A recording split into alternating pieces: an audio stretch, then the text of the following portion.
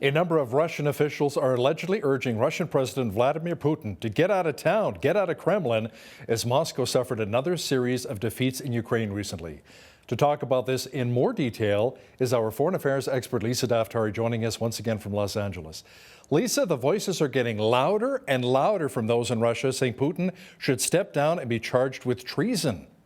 Yeah, so this is a very different narrative than what we're hearing from Putin himself, obviously flexing his muscles, saying that everything is going just dandy in his invasion of Ukraine.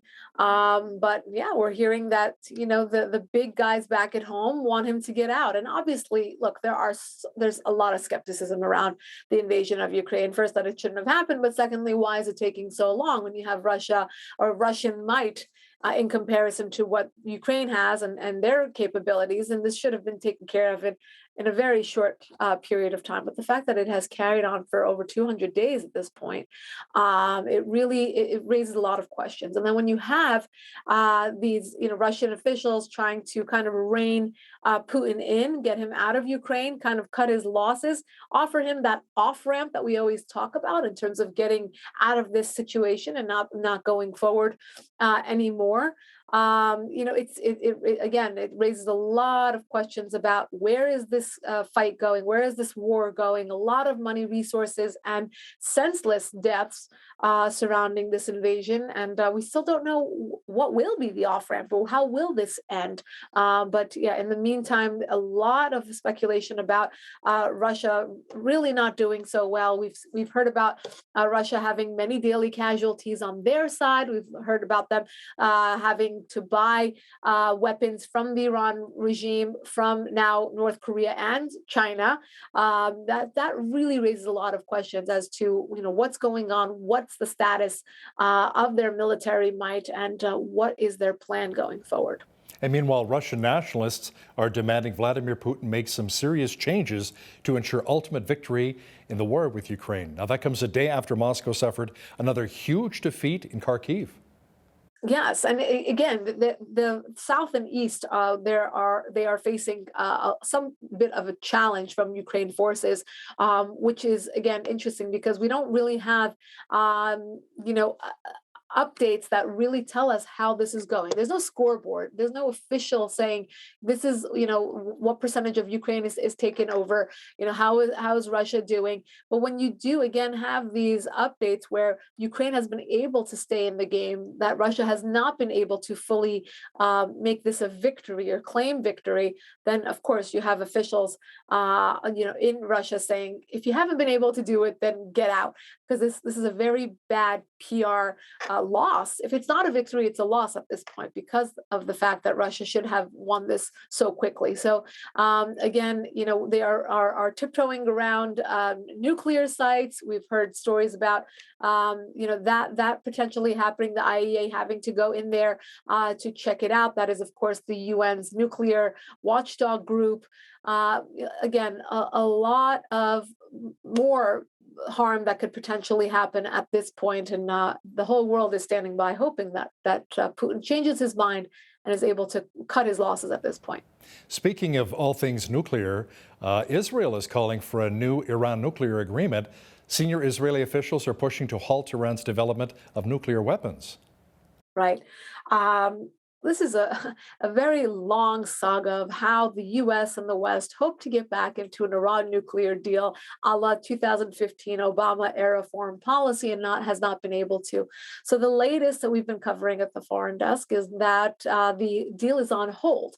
That is because the Iran regime is making demands that are both inside and outside of the deal and are just too crazy for the US to accept and the West to accept. European nations are calling on the Iran regime to curb their demands.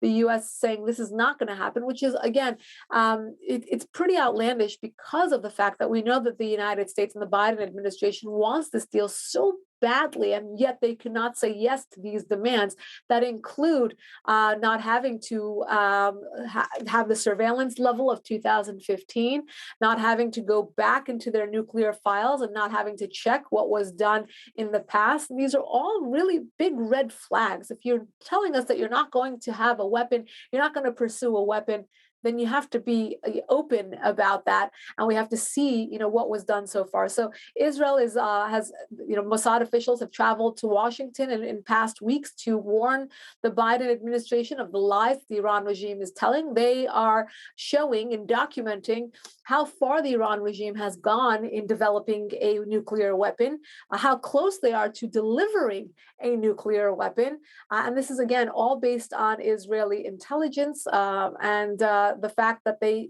think that this current deal will put Iran too close to, in fact, having a deal. So Israeli officials are saying, let's back up.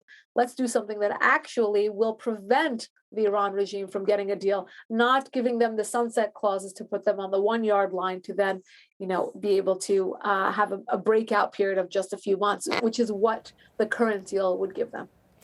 U.S. military prosecutors are reportedly negotiating potential plea deals with the 9/11 mastermind Khalid Sheikh Mohammed and 4 other conspirators who are in prison in Guantanamo Bay, Lisa. The plea deals may allow some to escape the death penalty.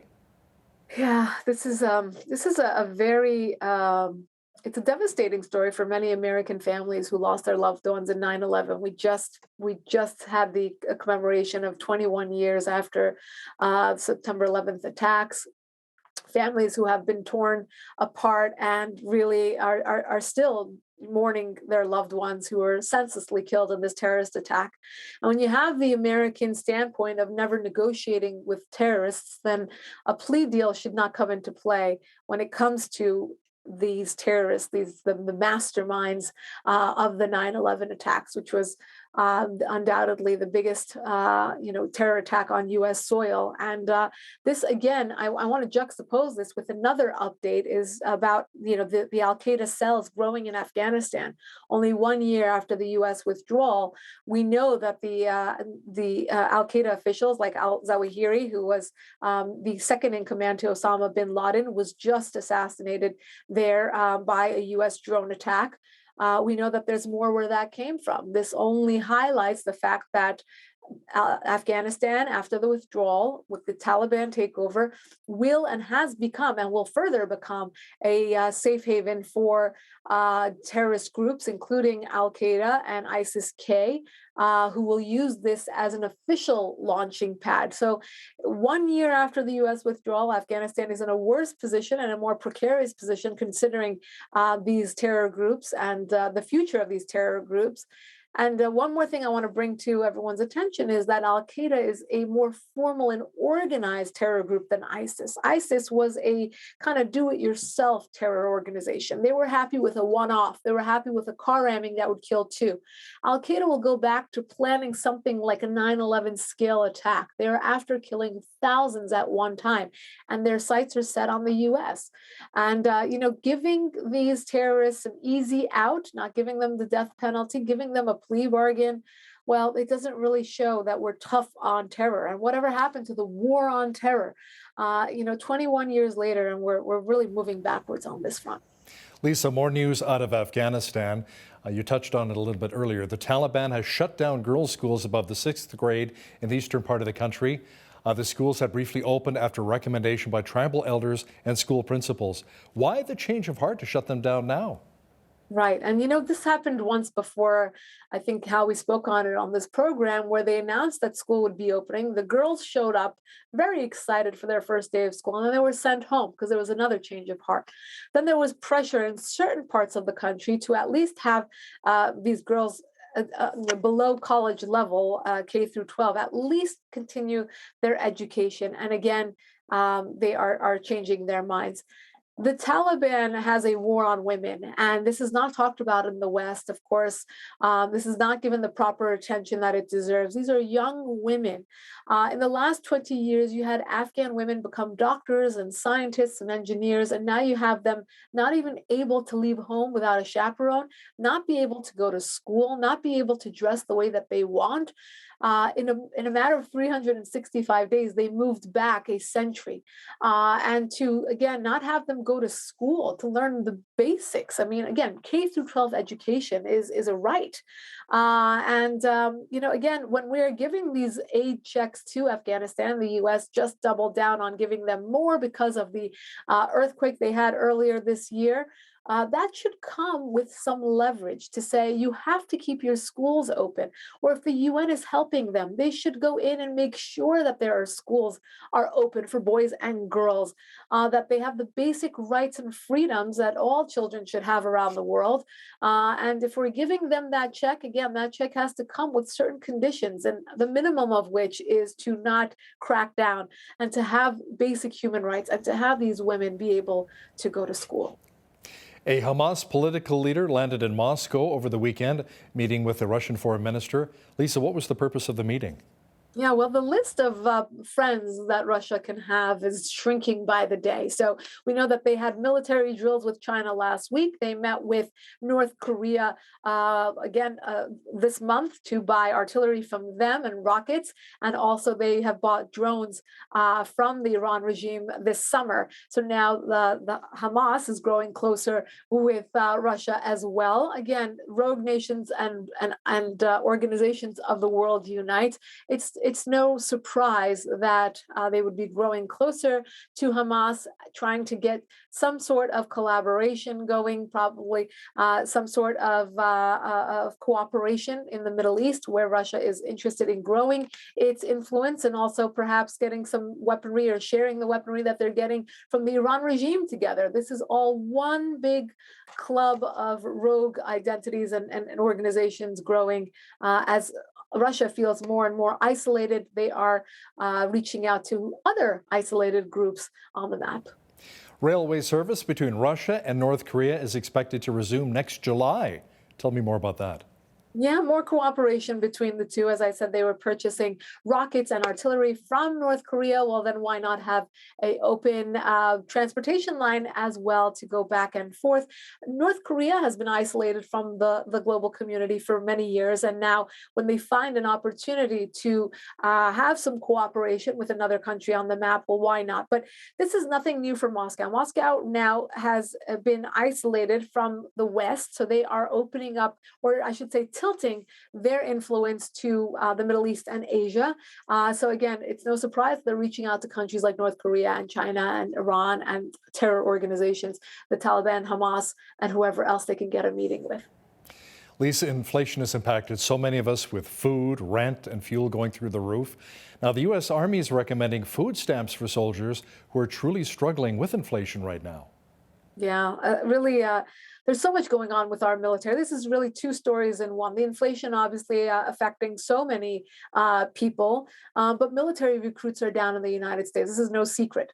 When you watch the portrayal of war and the military in the United States, when you look at the woke messaging that comes out of the military, it's no surprise that young boys and girls are not growing up to want to volunteer to serve their nation. They're not wanting to go to the military. And those that are going to the military are not ready or prepared for it. So their scores for entry are low, and they're almost at the failure point. So there's actually a program to tutor these individuals that we had on the foreign desk actually this morning to get them up to the standard to be in the military, and then to keep them in the military, to give them perhaps food stamps. This is an idea that's been floated around, to give them some sort of financial help and incentivize staying in the military and being able to either feed their families or feed themselves in a way that they can maintain at least the number of recruits that they have at this point.